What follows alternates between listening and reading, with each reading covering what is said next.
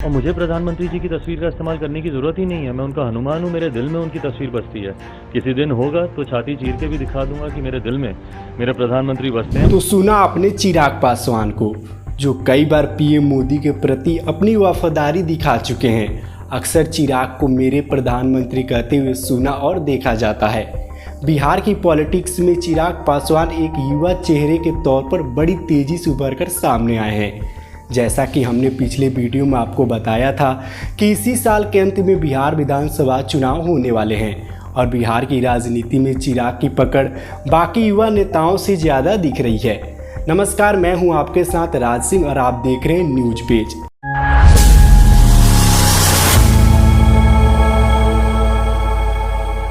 दरअसल चिराग पासवान मौजूदा समय में बिहार की राजनीति में काफ़ी तेज़ी से उभर कर सामने आए हैं। इनकी ज़्यादा पकड़ आज के टीन एज के युवाओं में अच्छी खासी बन चुकी है। पर पीएम मोदी को राम और अपने आप को हनुमान मानने वाले चिराग पासवान के लिए इस बार का विधानसभा चुनाव बेहद ही खास रहने वाला है। आखिर ऐसा क्यों, चलिए बताते हैं।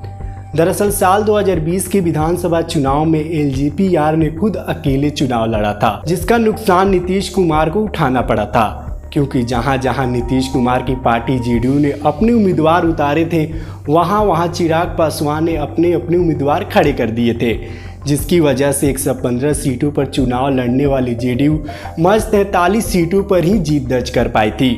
हालांकि अभी की स्थिति यह है कि चिराग पासवान एनडीए गठबंधन के साथ हैं। मौजूदा समय में एनडीए में बीजेपी, जेडीयू, चिराग की पार्टी एलजेपी या जीतनराम मांझी की पार्टी हिंदुस्तान अवाम मोर्चा और उपेंद्र कुशवाहा की पार्टी राष्ट्रीय लोक समता पार्टी है।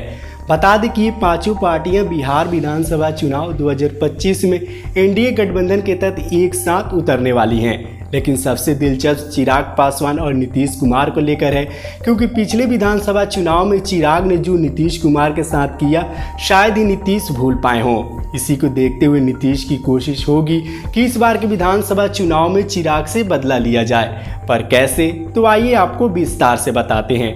मौजूदा समय में चिराग की पार्टी धीरे धीरे बिहार में अपनी पैठ बना रही है और लोकसभा में 100% स्ट्राइक रेट के साथ चिराग पांचों की पांचों लोकसभा सीट जीतने में कामयाब रहे थे।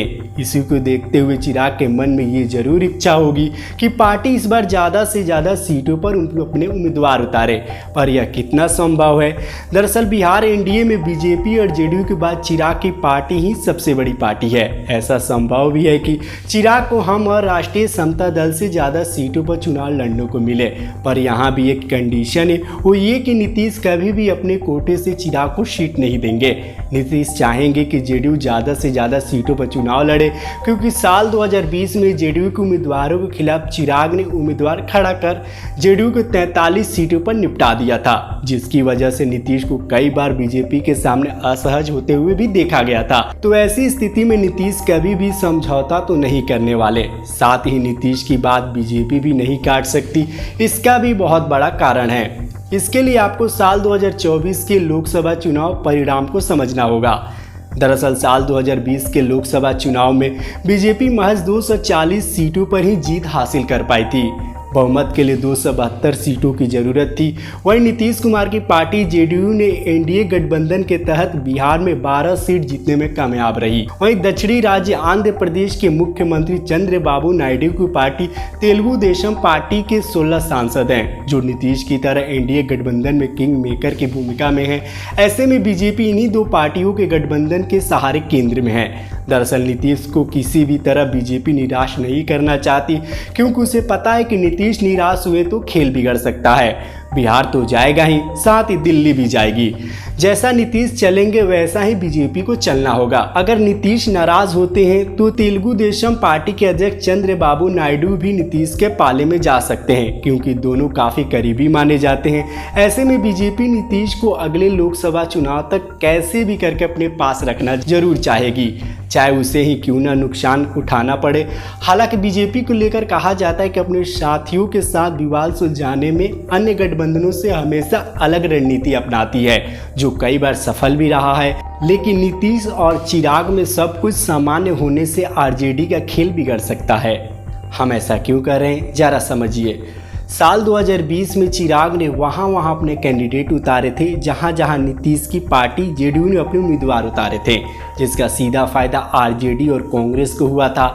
सबसे ज़्यादा फायदा आरजेडी को हुआ था, क्योंकि आरजेडी ने 243 सीटों में से 144 सीटों पर उम्मीदवार खड़े किए थे, जिसमें से आरजेडी ने 75 सीटों पर जीत हासिल करने में कामयाब रही थी। वहीं नीतीश और चिराग की लड़ाई में आरजेडी के कैंडिडेट बाजी मार गए थे। नीतीश कुमार कई बार चिराग की पार्टी को वोट कटवा पार्टी भी कह चुके हैं। नीतीश और चिराग की लड़ाई में लालू यादव की पार्टी बिहार की सबसे बड़ी पार्टी बनकर सामने आई, लेकिन इस बार का समीकरण पूरा अलग है। चिराग और नीतीश कुमार दोनों साथ में हैं और फिलहाल दोनों पार्टियों में किसी तरह का मनमुटाव सामने नहीं आया है, जो आरजेडी के लिए खतरे की घंटी हो सकती है। हालांकि अब देखना होगा कि इस बार का चुनाव इंडिया गठबंधन या एनडीए में से कौन जीतता है। जो भी जीत हासिल करे, चुनाव तो बिहार का दिलचस्प होने जा रहा है।